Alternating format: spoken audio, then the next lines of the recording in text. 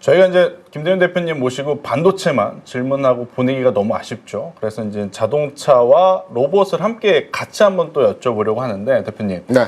CES 2026. 네. 이제 매년 1월 달만 되면 우리가 이제 CES 뭐 20 땡땡 네. 많이들 관심을 갖잖아요. 그렇죠. 여기에 지금 현대차 그룹이 아틀라스를 지금 공개를 한다고 해요. 네. 이게 주가에 얼마만큼의 지금 영향이 있을 거로 보이세요? 현대차뿐만 이번에 그 휴머노이드 로봇을 출시하는 건 아니고요. 네. 미국도 엄청 많죠. 출시하고요. 네. 특히 중국 로봇에 있어서는 중국이 강자입니다. 그렇죠. 중국도 출시하고 이제 각각의 국가들이 로봇에 대해서 많이 출시를 하는 게 이번 CS 2026의 특징점이거든요. 자율주행 관련해서는 뭐 아마존이라든가 등등 몇 개 회사들이 자율주행 관련한 큰 하나의 그 출시 제품 있고요. 그다음에 로봇 관련해서 또 하나의 축으로 이번에 출시가 되고 부스가 아마 자율주행 코너가 크게 있을 거고 네. 로봇이 거의 압도적일 것 같은데 이번에. 네, 로봇 압도적이면서 이번에 관심 되고 있는 것은 그 미국 기업 중에서 서밋이라고 하는 로봇 그렇죠. 그 명칭의 로봇이 있습니다. 이게 네. 휴머노이드 로봇이거든요. 현대에서 나오는 아틀라스 그리고 내년도에 저 시연될 것으로 판단되는 아직은 나오지 않았는데 여기 경쟁적으로 진행이 되는 테슬라의 그 저기 옵티머스 네. 이게 이제 3파전이 될 가능성이 높아요. 근데 우리 입장에서 보면 한국 기업 보스턴 다이내믹스가 이제 지분은 현대차에서 가지고 있지만 미국 기업이거든요. 그렇죠. 네, 그래서 한국이 지분을 가지고 있는 보스턴 다이내믹스, 그다음 미국의 뭐 서밋이라는 그 제품명을 가지고 네. 있는 로봇, 그리고 중국에서 이번에 어떠한 로봇들에 대해서 출시하고 선보일지가 굉장한 거냐. 특히나 이번 그 CES에서는 휴머노이드 로봇들이 대거 그쵸. 그럴 가능성이 높죠. 출시될 가능성이 높습니다. 그래서 여기에 경쟁 관계에 있는 로봇에 대한 비교 관찰도 하나 볼 대상이라고 보고 있고요. 그리고 이 보스턴 다이내믹스 현대차 그룹이 지분을 가지고 있는 이 회사에서 그동안 야심차게 준비한 아틀라스, 특히 테슬라에서 옵티머스를 만들고 있는 것은 이 손에 집중화돼 있어요. 그렇죠. 이 손이 다른 로봇에 비해서 굉장히 섬세하게 진행이 되어진다라고 합니다. 그리고 현대 그룹에서 출시하는 아틀라스 같은 경우는 이족 보행에 있어서는 보스턴 다이내믹스가 세계 최강이거든요. 그래서 얼마나 원활하게 이족 보행을 운행하면서 진행이 시연이 되는지 이 부분이 관찰 포인트인 것 같습니다. 그러니까 저도 최근에 보면 그러니까 작년 재작년까지만 해도 로봇의 두뇌 역할하는 칩 이야기가 엄청 많았었는데 올해 들어오면서 앞서 대표님께서 이야기하신 로봇 손, 그러니까 관절을 넘어서 이제는 손, 그렇죠. 그리고 넘어졌을 때 혼자 일어나거나 조금 더 누가 더 자연스럽게 움직임을 보여줄 수 있느냐, 여기에 지금 투자자들이 굉장히 많은 관심을 좀 갖고 있는데, 로봇자면 빠지면 섭할 기업이 우리나라에는 레인보우 로보틱스가 있지 않습니까? 그렇죠. 근데 레인보우 로보틱스를 바라보는 시각이 되게 극명해요. 그러니까 좋게 바라보는 투자자는 지금 당장 실적 안 나와도 어차피 성장성을 보고 투자를 하는 건데 레인보우 로보틱스가 대장이다 이렇게 생각하시는 분들이 있는 반면, 야 그래도 이거는 너무 오바해서 올라온 거 아니야, 이렇게 또 생각을 하시는 분들이 있단 말이에요. 대표님의 시각에서 이 레인보우 로보틱스는 지금 어떤 구간에 있는 것 같아요? 로봇주를 바라보실 때 네.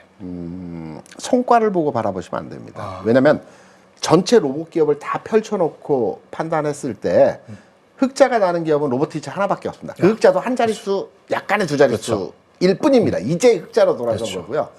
예를 들어 레인보우 로보틱스 적자고요. 적자 흑자 왔다 갔다 하고요.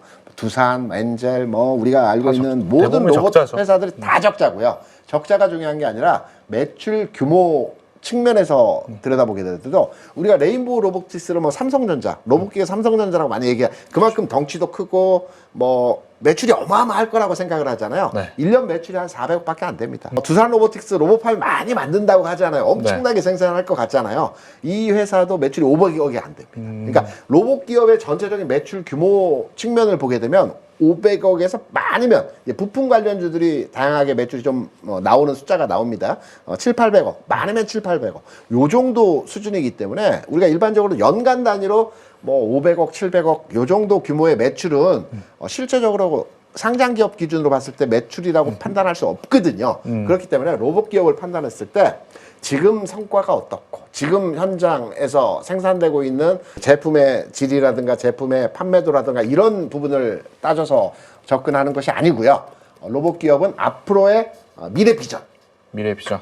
미래에 어떻게 진행이 되어질고 누가 이 로봇 기업에 대해서 선도적으로 주도권을 가질 것이냐. 이 부분으로 판단을 해야 된다는 측면이 로봇 기업 선정에 대한 투자 관점으로 가장 현실적인 부분에서의 내용이라고 생각을 합니다. 이 중에서 이제 우리가 대표적인 종목이 로봇의 삼성전자 레인보우 로보틱스를 많이 얘기하고 그쵸. 오늘 장에서도 가장 유일하게 강세 현상 진행되면서 주가 움직임을 보고 있기 때문에 저는 레인보우 로보틱스에 대한 투자 관점에 대해서 판단하기보다는 로봇주 전체적으로 투자 측면에서 현 시점에서 바라본다라면 우리가 이제 성장 섹터를 보통 4가지 업종으로 구분해서 우리가 분할을 해서 판단하지 않습니까? 첫 번째로는 2차 전지, 두 번째로는 뭐 첫 번째, 두 번째 그 순서는 관계없지만 그다음에 바이오, 로봇, 그다음에 IT 플랫폼 이게 이제 성장 섹터에 있는 업종의 종목들이라고 많이 얘기를 합니다.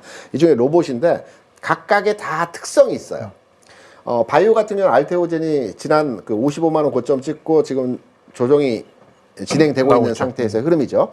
2차 전지 같은 경우는 최근에 흐름에 있어서 진행이 되면서 최근에 이제 그 주문 취소 나오면서 주가가 조정받는 형태로서의 모습이 진행되고 있고요. IT 플랫폼, 그러니까 네카오 플러스 게임 엔터주 같은 경우는 이제 후발적으로 엔터주들이 좀 움직이는 현상에서의 모습을 보여주지만 아직까지는 IT 플랫폼의 전체적인 분위기가 만들어지지 않은 상태이고 로봇주 같은 경우는 특이하게 성장 섹터 내에서 주가의 움직임이 다 돌아가면서 순환합니다. 그러니까 얘가 강하면 얘가 약해요. 성장 섹터 다 같이 가는 경우는 없습니다. 왜냐하면 개인 투자자분들이 선호하시는 종목들이기 때문에 그때 움직이는 종목에 대해서 강하게 진행을 하고 이것도 사고 이것도 사지는 않습니다. 그래서 성장 섹터는 항상 순환하면서 움직이거든요.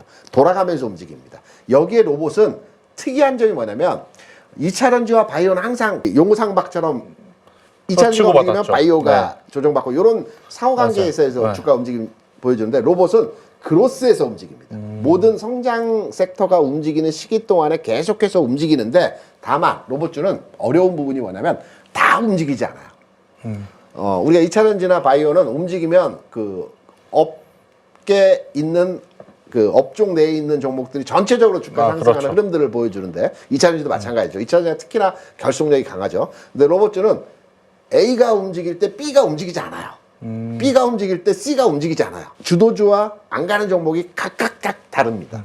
근데 여기서 들여다볼 게 오늘장 레인보우 로보틱스가 강세를 보여줬고 어제 오늘 현대무벡스 강세를 보여줬다는 측면은 우리가 조선주에서 한번 경험을 해보셨지만 조선주의 대표주들이 움직이고 그 다음에 엔진주들이 움직이고 그 다음에 기자재가 움직이면서 조선주가 전체 텀이 한번 순환이 도는 형태의 모습들 많이 기억하지 않습니까? 로봇주도 마찬가지입니다.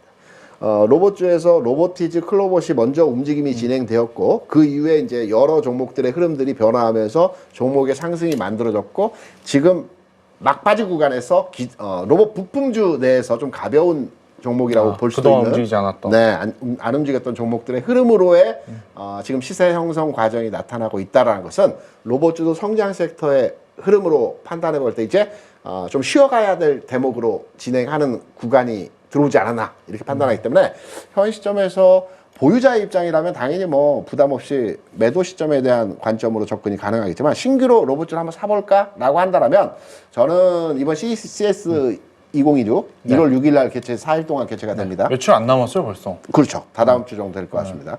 여기에서 출시되는 로봇의 역량과 시장에서의 분위기를 판단하시고 나서 그때 로봇주에 대한 투자 관점으로 투자 시점으로의 접근하는 것도 필요하지 않겠나 이렇게 생각합니다. 요새 보면 진짜 대표님 이야기대로 로봇주 하나가 움직인다 그래서 다 움직이는 것 같지는 않아요. 오늘도 예를 들어 보면 휴머노이드 로봇 포함 안에서도 레인보우 로보틱스가 굉장히 강했고 반대로 최근까지 어떻게 보면 시세 연속성을 가져왔던 게 자동차 부품주들 중에 로봇으로 확장성을 가진 기업들이 꽤 강했었거든요. 그렇죠. 현대위아나 현대모비스 혹은 SL가 같은 기업들. 근데 오늘 또 흐름 보면 이들은 약한 모습을 좀 보이면서 참 로봇주 안에서도 굉장히 지금 빠른 순환매가 나타나고 있음을 우리가 또 한 번 느끼는데 지금 레인보우 로보틱스의 뭐 여러 가지 흐름을 제가 봤는데 수급이 외국인들의 수급 연속성이 지금 엄청나거든요. 지금 시가총액이 거의 10조에 다 다르고 가격도 주당 지금 53만 원인데 우리가 이제 주식을 투자할 때요 넓게 보고 크게 보라는 얘기들을 그렇죠. 많이 하죠. 하시지 네. 않습니까? 레인보우 로보틱스 최근 외국인 동향에서의 흐름들을 보게 되면 외국인이 관심도를 많이 가지고 있는 상태에서 매수가 유입되고 있어요. 네. 단기간 내에서 흐름을 보게 되면 지금 현재 레인보우 로보틱스의 외국인 지분율 동향에서의 흐름을 보게 되면 한 8% 정도 됩니다. 삼성전자가 지분 35%를 가지고 있죠. 그러니까 외국인이 최근에 사고는 있어요. 근데 좀 넓게 해서 연초부터 지금까지의 외국인 지분율 변동에 대한 흐름들을 보게 되면 연초에 5%였습니다. 그러던 것이 이제 3, 4, 5월을 지나면서 9%까지 증가를 했어요. 그 9% 증가했던 것이 지난 7, 8, 9월에 7%, 6%까지 내려갔다가 최근에 8%까지 다시 올라간 겁니다. 다시 말해서 외국인 지분이 짧게 보면 외국인이 며칠 동안 계속 사고 있어서 외국인들이 로봇주에 대한 관심도를 가지고 현재 접근하는 것이 아닌가라고 이해할 수 있겠지만 올 한 해 동안에 외국인들의 레인보우 로보틱스에 대한 그 접근도를 판단해 보게 되면 상반기에 9%까지 증가했던 부분의 근사치 수준이라는 점, 그러니까 아주 적극적으로 사는 측면에서의 내용은 아니다. 네, 그렇게 이해를 하시면 될 것 같아요. 일단 우리가 차트를 볼 때도 당일 등락률을 보려고 분봉 차트만 보시는데 그게 아니라 일봉 차트도 봐야 되고 주봉, 월봉 차트도 봐야 되듯이 수급을 볼 때도 요 며칠 막 집중적으로 들어오고 나가는 것보다는 좀 크게 보면서 성장주들에 대한 매매 전략을 잡으시는 게 더 좋다고 말씀을 주시는 것 같아요. 일단 오늘 앞서 또 잠깐 언급해 주셨던 부분들 중에 그동안 움직이지 않았던 종목군들이 움직인다라고 표현을 해주셨어요. 네네. 그 대표적인 게 바로 이제 포스코 DX입니다. 네. 오늘 포스코 DX가 미국에 휴머노이드 투자한다라는 뉴스가 좀 나타나면서 상승을 했는데 네. 이 부분은 또 어떻게 보고 계세요? 최근에 라이징 스타는 계양전기죠. 계양전기 그죠.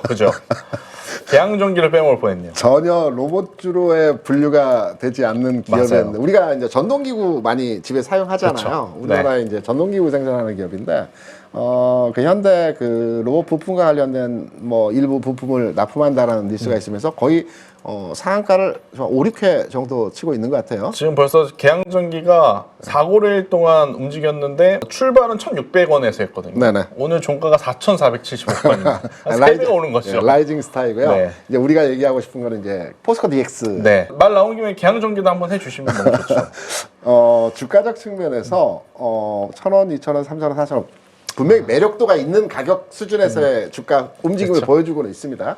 오늘 그 우주항공 관련주 중에서 미래에셋 벤처가 어제까지 상한가였다 오늘 맞아요. 주가 많이 빠졌어요. 이런 등락차를 보이는 것처럼 이렇게 가늘 때의 기세 흐름들은 좋긴 하겠지만 지금 시점에서 해당 종목에 쫓아가기는 개인적으로 좀 부담스럽고요. 관심도를 가져가신다라고 한다면 앞서 말씀해주신 포스코 DX. 포스코 DX도 로봇주라고 기존까지 평가하기는 좀 거리가 있는 종목이거든요. 그렇죠. 그럼 포스코 DX가 뭐 하는 회사인지를 한번 들여다봐야 되면서 관련해서 포스코 DX가 과연 로봇주로의 편제가 될 수 있는지를 한번 우리가 판단을 해보는 것이 좋을 것 같아요. 우리가 모든 그룹사에 보면 그 그룹사의 IT 또는 컨설팅 또는 솔루션 담당하는 기업이 있습니다. 그렇죠.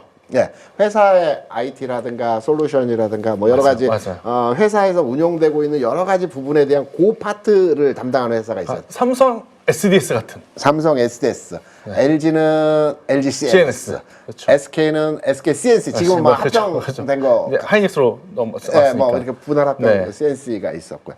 포스코는 포스코 DX가 이 부분을 담당하고 현대차는 현대 오토에버가 이 업을 담은 이게 다 비슷한 업을 하는 그룹사에서 자체적인 솔루션, IT, 뭐 컨설팅 이런 부분을 담당하는 회사들이에요. 근데 현대 오토에버가 IT 쪽, 솔루션 쪽인데 이게 자율주행하고 엮여서 움직이지 않습니까? 그렇죠. 요새 자율주행하고 로봇하고 다 엮이죠. 네. 포스코 DX도 그렇게 볼 수 있구나. 동일 지점에서의 해석으로 접근을 하시면 될 것 같고요. 이런 맥락에서 포스코 DX가 이제 이미 해외 로봇 기업에 투자한 부분도 있었고, 그리고 포스코 그룹 같은 경우는 우리가 잘 알다시피 이제 용광로, 철강, 뭐 이런 재련 그렇죠. 이쪽에 특화된 그 그룹사이지 않습니까? 그러다 보니까 인간이 접근해서 작업을 할 수 없는 역할들이 있어요. 그러니까 발갛게 달아온 코일 덩어리 를 뭐 운반하는 데 있어서 뭐 여러 가지 역할들을 할 수 있는 뭐 이거를 그 가져오고 크레인으로 올리고 이런 사람이 좀 하기 어렵지 않습니까? 이런 거를 물리 자동화가 아니라 로봇 AI, 피지컬 AI라고 하는 형태로 이 포스코 DX가 이미 올 초에서부터 이런 부분들에 대한 내용들을 진행을 했던 그 포스코 그룹 내에서의 해당 그 담당 업무를 하는 기업입니다.